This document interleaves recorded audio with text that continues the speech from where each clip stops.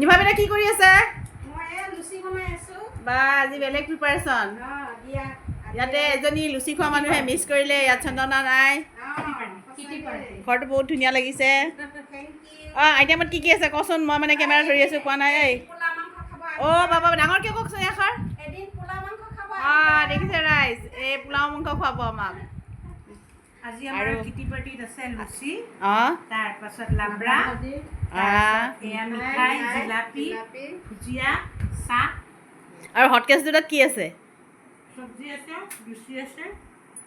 বঢ়িয়া। আৰু এতিয়া মই খাম। এতিয়া মই খাওঁ। একাপ একাপ ধুনীয়াকৈ বনাবলে নেকি?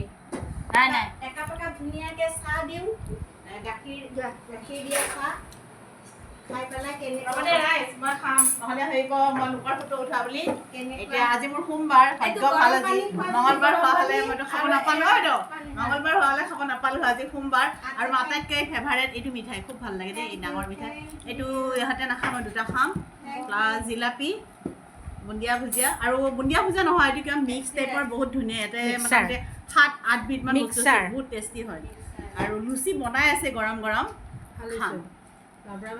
থেংক ইউ, মাংস পোলাও খাম। এতিয়া খাওঁ না মই।